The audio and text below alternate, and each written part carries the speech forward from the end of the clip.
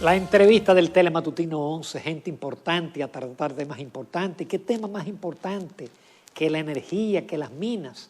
Hoy tenemos un plato fuerte con la participación del ingeniero Antonio Almonte, ministro de Energías y Minas de la República Dominicana.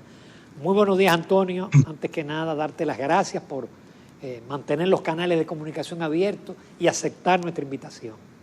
Muy buenos días, Ramón. Muy buenos días. Encantado aquí por esa invitación que ustedes me hacen y me siento muy orgulloso de la misma. Gracias a usted. Ministro de Energía y Minas, antes solamente era de minas, pero ahora parece que va de energía. Usted es el presidente del Consejo Unificado de las EDES, de las 3 EDES, que antes había 3 consejos. Pero mi pregunta comienza con la parte de la CDEE, porque se dijo en algún momento como que iba a ser disuelta, sus activos vendidos. Realmente, ¿cuál es el destino de la CDE y, por ejemplo, la parte de generación hidroeléctrica, la parte de transmisión de redes, en fin? ¿Cuál es la idea que tiene el gobierno y su ministerio? Mira, la idea y la iniciativa que ha tomado el presidente Luis Abinader, este gobierno y el equipo de energía, no es más que retomar lo que fue el camino inicial de la reforma del sector eléctrico que se inició en el 99 con la venta de los activos de las plantas térmicas y los activos de distribución, tú recordarás, y que después en el año 2001 se aprobó la Ley General de Electricidad 125.01, que era el fundamento jurídico específico y sus reglamentos para la conformación de un mercado eléctrico con una participación de agentes privados, empresarios o empresas privadas y también del Estado. El Estado con 2 empresas particulares, que era la empresa de hidroeléctrica y la de transmisión, y con acciones en las empresas de distribución, aunque administrada estas empresas por el socio privado. La otra participación fundamental del Estado era la regulación, que es fundamental del Estado, la regulación en un mercado eléctrico que siempre tiene una vocación al monopolio, etcétera, a través de la Superintendencia General de Electricidad, y la planificación, entiéndase la elaboración e investigación para elaboración de planes indicativos de desarrollo, las políticas y la representación del Estado en el sector energía le fue reservada en esa ley a la Comisión Nacional de Energía. En ese escenario, la CDE debía desaparecer, o por lo menos reducirse a una expresión mínima, en el sentido de que el mercado estaría constituido en esa perspectiva, de acuerdo a esa ley, por las empresas que generaban electricidad o la producían, por las empresas que la compraban y la distribuían, y por los entes reguladores del Estado, en este caso la superintendencia y el planificador, la Comisión de Energía. Sin embargo, por obra y gracia de ese ímpetu un poco concentrador, etcétera, decretos sucesivos, el 64702, el 64802, y después otro decreto durante los gobiernos de Leonel Fernández y Danilo Medina, volvieron a hacer la CDE muy grande y poderosa, ya no con 3 letras, sino con 5 letras. Y entonces la CDE volvió a ser una empresa que construye planta, que maneja o coordina o lidera las empresas distribuidoras, y que incluso también toma decisiones que tienen que ver con la planificación y las proyecciones. Más aún, en algunos momentos se vio a la propia CDE interfiriendo en las decisiones del organismo regulador, que es la Superintendencia de Electricidad. Esa situación generó una confusión de roles y también un mensaje muy confuso para los inversionistas privados, porque ha llegado un momento en el país en que usted no sabe quién es el que regula, en primer lugar, y en segundo lugar, en donde usted tiene el Estado a través de la CDE compitiendo en todo, en haciendo licitaciones que le correspondería según la ley a las distribuidoras, construyendo plantas eléctricas y otras cuestiones. Entonces, el propósito de la decisión de Luis Abinader fue un poco dejar que el sector eléctrico esté definido por dos cosas. Primero, por las empresas productoras, las empresas compradoras, que son las distribuidoras, y que el Estado se concentre en su rol de regulador a través de la superintendencia y de planificador a través del Ministerio de Energía y Minas, y le da al Ministerio de Energía y Minas toda la autoridad en el sector energético, de acuerdo a lo contemplado en la Ley 100/2013 y después ratificado en la Ley 142/13, que dice taxativamente que a partir del 2018 todas las funciones, atribuciones y actividades de la CDE pasaban a ser ejecutadas por el Ministerio de Energía y Minas. De manera que el decreto reciente que emitió el presidente Luis Abinader sobre la CDE tiene el propósito de poner en ejecución plena el contenido de la Ley 113, las leyes 113 y 142/13. Y alguna gente ha confundido, ha considerado que ese decreto liquida la CDE. No, eso no es cierto. El decreto no liquida la CDE. El decreto crea una comisión especial de alto nivel, conformada por el ministro de Hacienda, el consultor jurídico y el ministro de Energía y Minas. Crea esa comisión especial para que, asistido de especialistas técnicos en diferentes áreas, pues haga un calendario y dé los pasos necesarios para ir transfiriendo responsabilidades, activos y compromisos que tiene actualmente la CDE con diferentes sectores y empresas, y lo transfiriendo a los entes del Estado que corresponde, hasta que, bueno, entonces la CDE con el tiempo pues desaparecería. Pero no es que se liquida por decreto, es que el decreto crea una comisión que le da mandato a trabajar en el marco de la Constitución, respetando las leyes y respetando y garantizando los intereses y derechos adquiridos por las empresas que tengan compromisos, contratos, etcétera, con la CDE, en el tiempo necesario que se requiera, entonces proceder a liquidar a la Corporación Dominicana de Empresas Eléctricas Estatales. Eso es todo. Ingeniero, en la página del Ministerio de Energía y Minas justamente vemos informaciones con respecto a las EDE y del sistema eléctrico. Y justamente ahí es mi pregunta. Tuvimos en el fin de semana el paso por el país de la tormenta Laura, y eso trajo como consecuencia que más de 60,000 hogares quedaran desconectados sin energía eléctrica. ¿Cuál es su plan como ministro de Energía y Minas, en sentido general, para que estemos mejores resguardados? Se ha criticado en el pasado el hecho de nuestro sistema de cableado, que debería ser soterrado, por ejemplo, y hacerlo menos vulnerable a eventos de esta naturaleza. Muchos han dicho, pero si eso fue una brisita de una tormenta, ¿qué será si pasa aquí un huracán? ¿Qué consideraciones le merece a usted esta situación? Fíjese, es cierto lo que usted dice. Ahora bien, si usted observa bien, prácticamente al día siguiente de la tormenta, la inmensa mayoría de los circuitos eléctricos, más del 90%, estaban completamente restablecidos. Es decir, las brigadas operativas de las 3 distribuidoras y de la empresa de transmisión trabajaron intensamente ese día y al día siguiente para restablecer en Edesur, Edenorte, Edeste, el servicio eléctrico. Quedaron algunos hechos relativamente aislados. Naturalmente hay que reconocer que ciertamente, o sea, por un lado la respuesta, según la experiencia, los técnicos, los ingenieros que trabajaron en esa jornada para restablecer, no son nuevos, son los mismos que estaban del gobierno pasado. Es decir, es el mismo personal que demostró tener competencia en esos aspectos operativos del mantenimiento del sistema, que se quedó muy satisfecho.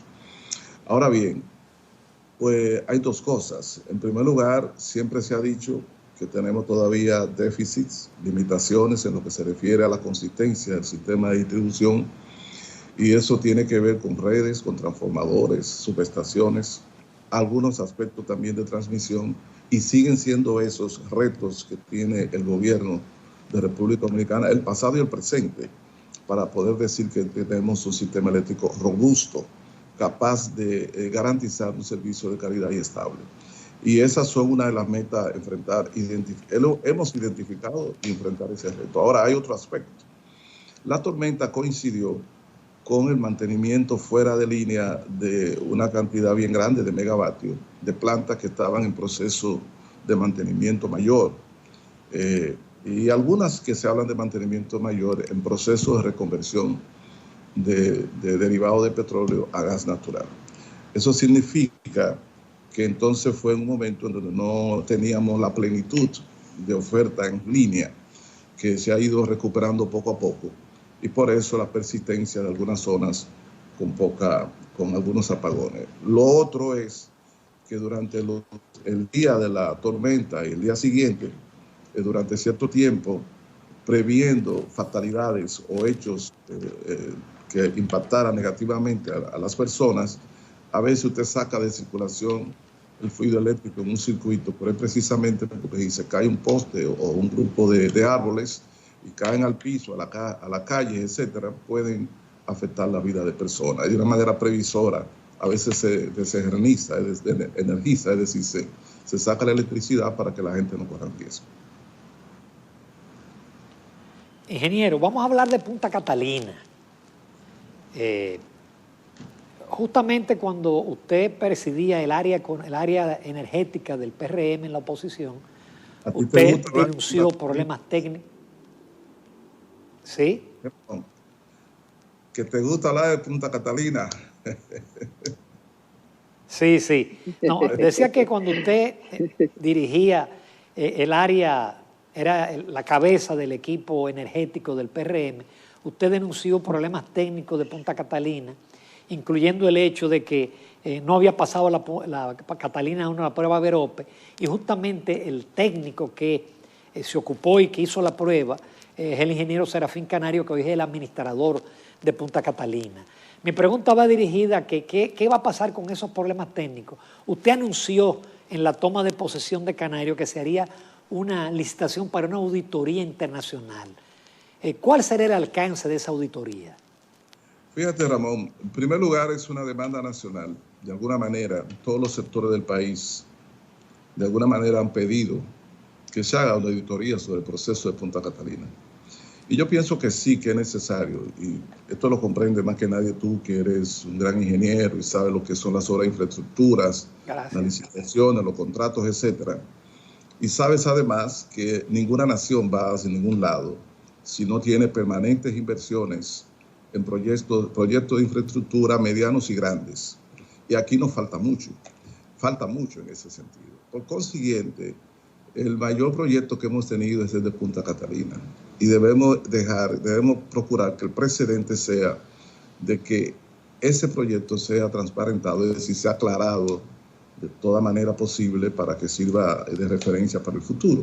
Entonces tenemos que hacerlo a través de auditorías que sean abarcadoras y auditorías que sean realizadas por firmas que hayan sido convocadas o contratadas de manera transparente. La licitación abarcará los siguientes aspectos. La licitación de Punta Catalina tiene un eslabón clave. Ese eslabón clave fue la evaluación de la propuesta económica. ¿Por qué es el eslabón clave? Porque fue ahí que se determinó y se aprobó el precio ofertado de $2.040 millones, que después se rebajó a 1.945. La evaluación de la propuesta económica fue la ventana por donde entró y salió el dinero en Punta Catalina.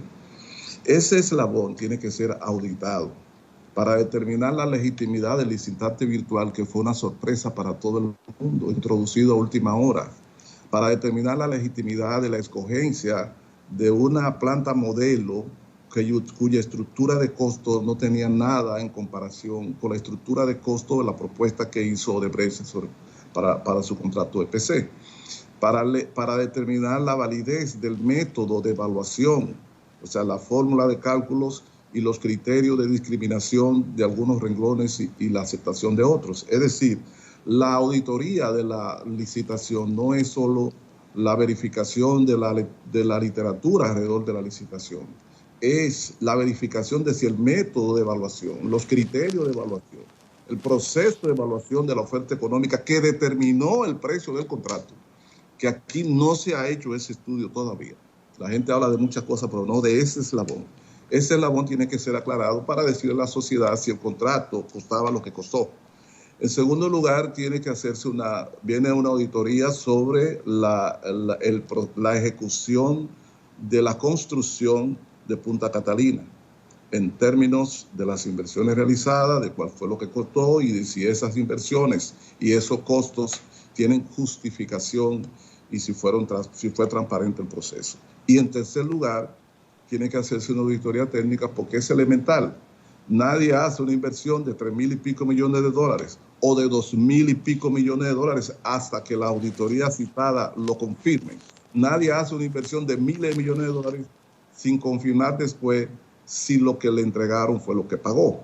Entonces nosotros tenemos que hacer una auditoría técnica que consistirá en confirmar si las especificaciones técnicas de las plantas compradas se corresponden con la realidad.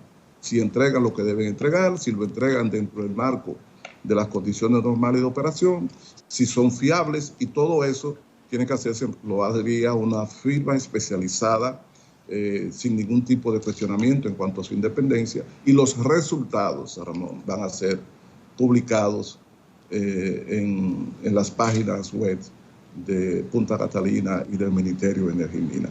Ese es el hecho. Yo te voy a decir algo. Ingeniero. Sí, a tus órdenes. Sí, ingeniero, con Punta Catalina se ha hecho una gran inversión y se hicieron muchas expectativas de que iba a contribuir primero a la disminución de la tarifa, a tener una energía más estable, una cobertura mayor. ¿Cuáles son las expectativas que usted como ministro tiene sobre esa planta? Amén de ese diagnóstico, vamos a llamarlo diagnóstico para saber qué es lo que hay, no solamente en términos de licitación, sino también lo que se recibió, es decir, en lo que consiste la planta. ¿Cuáles son las expectativas que tiene como ministro acerca de la misma? No, bueno, fíjese, las expectativas nuestras son las siguientes. Punta Catalina operando de manera normal, tenemos primero que pasar por la fase de estabilizar su funcionamiento, porque es muy frecuente que sale del sistema. En segundo lugar, tenemos que terminar, como decía Ramón, tenemos que terminar el proceso de la certificación por parte del organismo coordinador OC a través de la prueba Verope de Punta Catalina 1, porque eso le impide actualmente cobrar la potencia que pone en servicio. Solo está cobrando energía y eso significa pérdida de millones de dólares. Entonces, porque deja de vender y de cobrar. Tenemos que terminar ese proceso.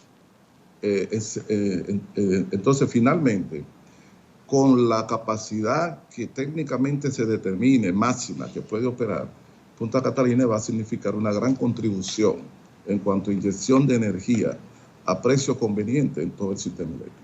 Le va a dar fortaleza, robustez al sistema eléctrico y tendremos también energía eléctrica a precio aceptable, a precio adecuado en el marco de las limitaciones naturales que tiene la República Dominicana en lo que se refiere a combustible, porque nosotros no tenemos carbón, nosotros no tenemos gas natural, nosotros no tenemos petróleo, por consiguiente los combustibles que utilicemos para producir energía masiva tienen que ser importados y eso implica un costo. Entonces, Punta Catalina, nosotros esperamos que funcionando con calidad vamos a ver si es posible y operando a plenitud va a ayudar al sistema eléctrico. Nosotros nunca hemos cuestionado ese tema. Nunca lo hicimos alguna gente confundió y creían que la crítica nuestra era una oposición o era una no apreciación de la importancia de la energía. La crítica iba dirigida a los sobrecostos del contrato y la crítica iban dirigidas al tema de la falta de transparencia en el proceso de construcción, al tema de los residuos y su manejo finalmente, etcétera, etcétera. No al impacto positivo que tendría la energía que produciría las plantas una vez operando, que son dos cosas diferentes. Ingeniero, el Ministerio de Energía y Minas es relativamente nuevo y su anterior incumbente, el doctor Antonio Isaconde, hizo una gran gestión, así en sus inicios Pelegrín Castillo. ¿Cuáles son los delineamientos de su gestión al frente de este importante ministerio? ¿Cuáles son las metas que tiene, los planes a desarrollar? Bueno, ¿En qué se va a concentrar? Bueno, en primer lugar, coloquemos en perspectiva que de acuerdo incluso a los decretos, o al decreto quizá principal del presidente Luis Abinader en el sector de energía, el Ministerio de Energía y Minas reafirma su condición de organismo líder del sector energético en el país y también en minería. Y presidente del Consejo Unificado de Administración de las Distribuidoras. Por consiguiente, el impacto del ministerio es un poco más amplio hoy que el que fue durante la gestión de los dos caballeros citados por usted, que hicieron una respetable gestión, don Antonio Isa Conde y Peregrín Castillo. En segundo lugar, nosotros tenemos una divisa fundamental en todo esto. Queremos fortalecer la institucionalidad del sector eléctrico. El sector de energía y el sector de mina depende mucho de la inversión privada, tanto extranjera como nacional. Las inversiones, fíjese que usted, Jacqueline, cuando usted escucha hablar del sector eléctrico, las inversiones siempre son de cientos de millones de dólares y en mina hasta de miles de millones. Así es. Las inversiones de calidad en un monto tan elevado dependen mucho de la transparencia y de la seguridad jurídica, de la institucionalidad del sector, la claridad de cuáles son las reglas de juego y quiénes son los agentes decisivos legítimos. Y en ese caso nosotros queremos fortalecer la institucionalidad del sector, tanto a nivel de la Superintendencia de Electricidad como a nivel de cómo funcionan las empresas, en este caso las distribuidoras, que no se vean como pastos o como foco de politización, y todo el sector eléctrico. La institucionalidad para nosotros es fundamental. Y en ese sentido, hay dos iniciativas que vamos a tomar. Primero, nosotros tenemos una ley de minas que es del año 1971, la ley 147 del 71. No tiene nada que ver esa ley con relación a los avances que ha experimentado el mundo y el país en materia de minería. Existe un proyecto de ley minera en el Congreso que todavía no ha sido aprobado, que fue sometido precisamente hace un par de años por el Ministerio de Energía y Minas. Nosotros vamos a retomar la discusión sobre esa ley minera, vamos a hacer las actualizaciones que correspondan mediante consenso con las empresas y con los sectores de la sociedad, para que la República Dominicana, una actividad que tiene un peso extraordinario en el Producto Interno Bruto, en el ingreso de divisas, etcétera, una actividad como la de mina se haga de manera responsable a partir de un marco jurídico actualizado, que le garantice a las empresas, que resguarde los intereses del Estado y que también respete lo que son derechos e intereses de la sociedad y las comunidades. Entonces, una de las cosas que vamos a hacer es el impulso de la aprobación de una nueva ley minera, pero una nueva ley minera que sea el fruto del consenso entre los actores y los expertos sobre el tema. En segundo lugar, vamos a promover inmediatamente la actualización de la ley 5707 y su reglamento, que se refiere al incentivo de inversión en fuentes alternas, fuentes renovables para la producción de energía, para incorporar en esa ley la nueva situación. La ley vigente del 2007, y si hay un ámbito que ha evolucionado mucho en el mundo en términos de precio, de costos y en términos de eficiencia tecnológica, son los proyectos relacionados con las fuentes renovables, eólica, solar, biomasa, etc. En tercer lugar, nosotros vamos a impulsar proyectos de inversión para el fortalecimiento de las redes de transmisión y las subestaciones correspondientes. Porque si usted no tiene una sólida red de transmisión, entonces usted va a tener limitaciones en cuanto a la expansión de las energías renovables y también va a tener dificultades en cuanto a la calidad y continuidad del servicio eléctrico, que tiene que evacuarse toda la energía desde la costa este y sur del país hacia toda la isla. Entonces, esas son cuestiones concretas. Y en tercer lugar, vamos a promover bien, a facilitar las inversiones que quiera hacer el sector privado en proyectos que ya se está hablando de gas natural para la expansión de la generación, en razón de que, aunque hoy, digamos, tenemos una cantidad de megavatios que podrían satisfacer la demanda, nosotros primero queremos seguir abaratando los costos de generación. Y en segundo lugar, tenemos que confiar en que el país recuperará su economía, y esa recuperación económica significará un incremento de la demanda, y no podemos esperar que llegue un déficit entre oferta y demanda de energía para comenzar a construir plantas. El Estado no va a invertir en construcciones de plantas. El gobierno de Luis Abinader no va a invertir en una Punta Catalina 3 o 2. No vamos a invertir en construcción de plantas, pero sí vamos a invertir esfuerzo en la promoción y facilitar a los inversionistas privados nacionales o extranjeros que quieran construir facilidades eléctricas en el país que le dé fortaleza a la generación y por consiguiente garantice la calidad y abundancia del servicio eléctrico. Ingeniero Almonte, en el caso de las pérdidas en las líneas, pérdidas por robo y pérdidas por antigüedad de las redes, ¿cuál es su idea? Y si las distribuidoras seguirán en manos del Estado o hay idea de privatizarlas o hacerlas empresas mixtas. No, mira, en primer lugar, con relación a las pérdidas, nosotros identificamos las pérdidas que todo el mundo conoce, las pérdidas técnicas, las pérdidas por hurto, no pago de energía, que se da en todos los sectores sociales. Bueno, todos sabemos que tenemos pérdidas, una tasa de pérdida muy elevada. El caso más escandaloso es el de EDE, que tiene 40 y pico % de pérdida de electricidad y sigue impune, que es una empresa que ha sido hasta ahora impune y yo quiero decirte que las 3 distribuidoras van a ser sujetos de auditorías en el corto plazo. El país tiene que conocer también qué ha pasado con esas 3 empresas distribuidoras que han tenido unos costos exagerados con relación a sus ingresos y con relación también a lo que es la eficiencia de producción.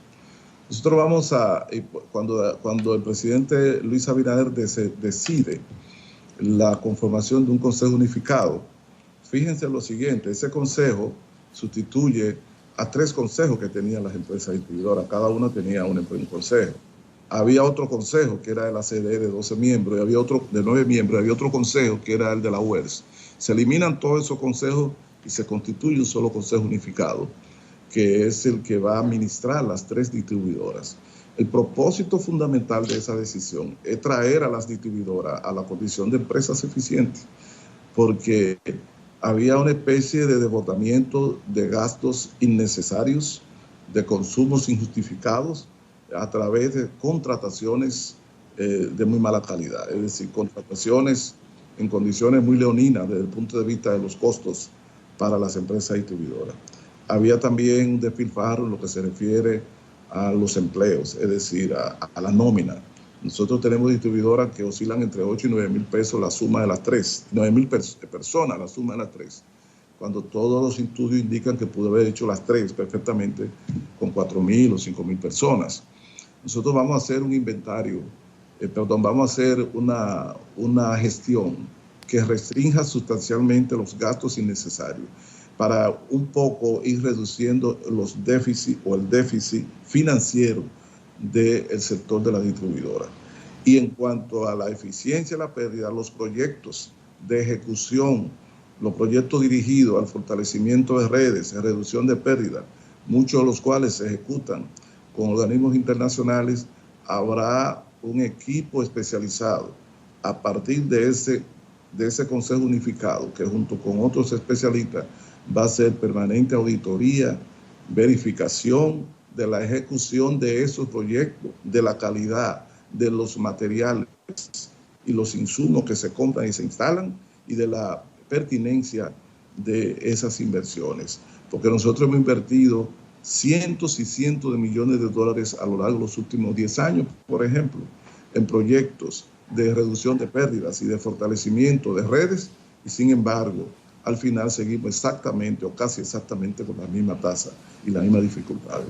Entonces, una de las cosas que tenemos que hacer es gestión humana, porque el sector de distribución, las distribuidoras han recibido financiamiento internacional, las distribuidoras han recibido miles de millones de dólares anuales como subsidio por parte del gobierno central. Entonces, las distribuidoras han tenido recursos, sin embargo, los resultados apenas se ven. Por consiguiente, lo que ha pasado, lo que ha faltado ahí ha sido gerencia, responsabilidad y mecanismos de administración que garanticen eficiencia y reduzcan los escapes. En eso nosotros nos vamos a concentrar en el plano de las distribuidoras. Ingeniero, nos Sí, queda ingeniero. poco tiempo, pero es cierto que, Jacqueline, un momentico, es cierto que había una especie de monopolio de suplidores en las distribuidoras de personas vinculadas familiarmente al presidente de la República, al pasado presidente. Bueno, la empresa distribuidora con una tasa de pérdida que casi llega al 50% y que tiene los peores indicadores de gastos operacionales y de contrataciones laterales que fue administrada hasta hace poco día por una persona muy vinculada a la familia presidencial pasada, encabezada Danilo Medina. Ahora, el nivel de vínculos y el nivel de dolo que se haya cometido en esa empresa, por ejemplo, yo no lo puedo indicar hasta ahora porque eso será sujeto de una auditoría. Es posible que no haya ningún tipo de responsabilidad delictual, pero es posible que sí. La auditoría lo indicará, pero esa es la realidad. Y nadie puede verlo como un chisme político, sino que si usted coloca a un familiar de ese nivel de intimidad en una posición de esa envergadura, pues usted también es sujeto de la crítica y la observación pública y sus acciones van a ser conocidas. Por consiguiente, todas las referencias y las informaciones recibidas indican que ahí hay que investigar cosas en el caso de este. Pero yo no puedo acusar directamente todavía a nadie. Que se sepa, nosotros no vamos a hacer ninguna acusación hasta que no tengamos las evidencias en las manos, a través de auditorías. Y cuando tengamos los resultados de la auditoría, Ramón, ustedes lo van a conocer. Ustedes, Ramón y Jacqueline, le van a llegar copias de esas auditorías indicando que todo está bien o indicando las fallas que hubo y quiénes son responsables. Ingeniero, qué pena que no haya más tiempo, pero le agradecemos en todo lo que vale su participación y todas las premisas e informaciones que nos ha brindado. Muchísimas gracias. Y esperamos que siempre sea así abierto. Si me permite, quiero señalar nada más una sola cosa, dos cositas nada más, brevísimamente. La próxima ocasión podríamos hablar un poco sobre el tema de Minas, que yo creo que es importante. Tenemos que ver que este Ministerio de Energía y Minas, y la parte de Minas, hay muchas cosas que debemos decir en ese sentido para beneficio del país. Y en segundo lugar, que sobre lo de Punta Catalina yo siempre he señalado, si la sede y la administración de Punta Catalina se hubiese tomado el cuidado de publicar regularmente todas las inversiones sobre la central en su página web para que todo el mundo la viera, yo creo que el debate no hubiera existido. Porque a veces critican a uno de algunas cuestiones, pero bueno, usted nunca publicó los resultados de las ejecuciones del proyecto de Punta Catalina. Nosotros te decimos, Ramón, aquí públicamente que trataremos de publicar cada licitación, cada contrato que haga dentro del marco de lo que es el ámbito de mi responsabilidad para que el pueblo pueda tener conocimiento pleno de lo que sucede. Muchísimas gracias de nuevo, ingeniero Montes, por su brillante participación en el Telematutino 11. Gracias a ti. Nos vamos a comerciales, amables televidentes. Volvemos en pocos minutos a la recta final del Telematutino 11.